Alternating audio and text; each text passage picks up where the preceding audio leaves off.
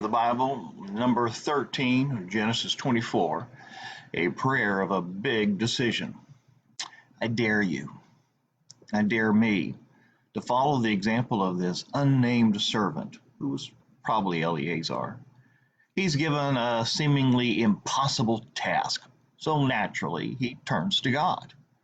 I say naturally when it's spiritually, because believers in God's covenants should naturally turn to the spiritual.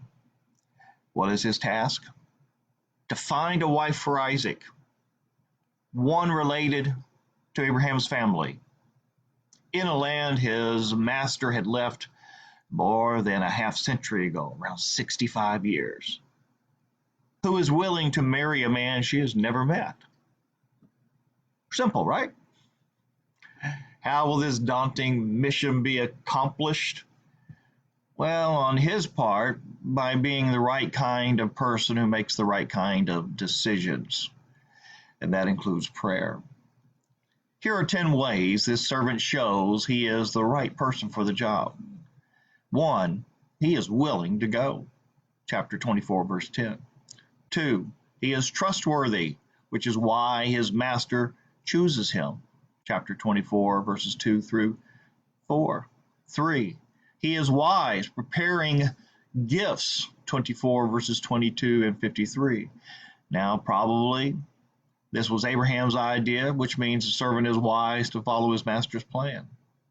4, he prays for help, showing himself to be dependently holy, chapter 24 verses 12 through 14. He prays for divine kindness or success, not for himself, but for Abraham.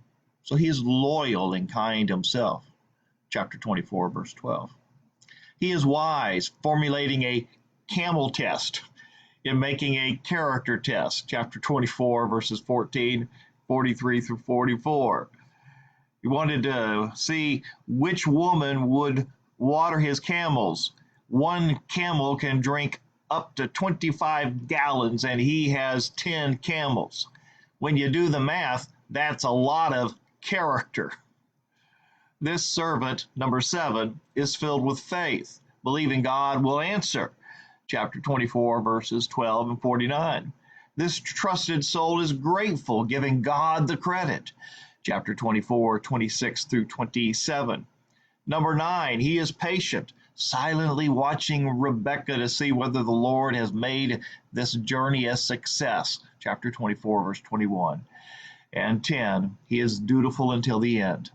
He said, I will not eat until I have said what I have to say, chapter 24, 23.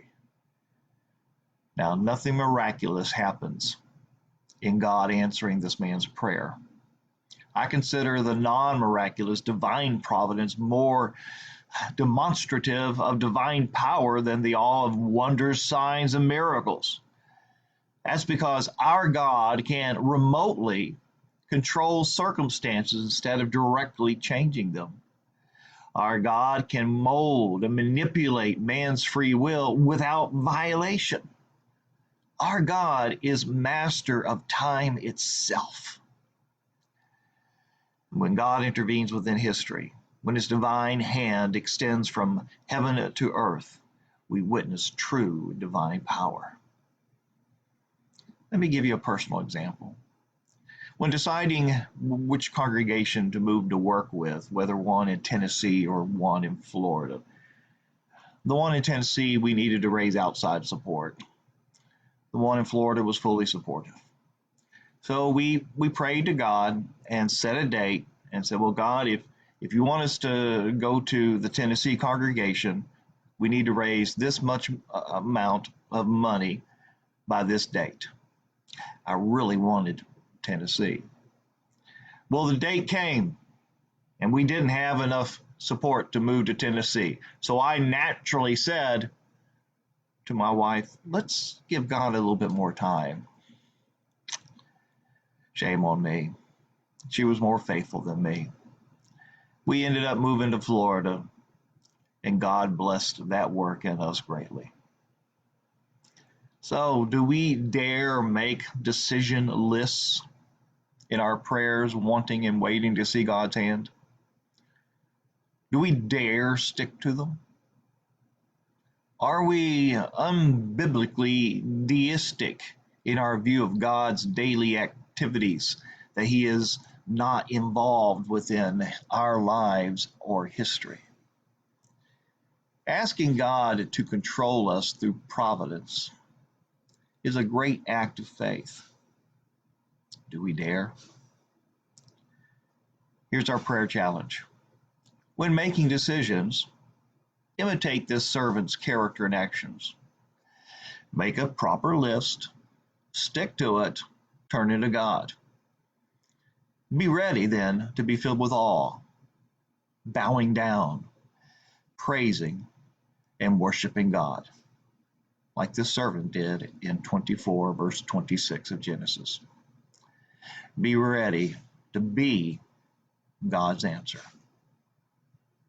Start praying. That is Praying Through the Bible, number 13, a prayer of a big decision, Genesis 24. If this has been a blessing to you, please share. Thank you.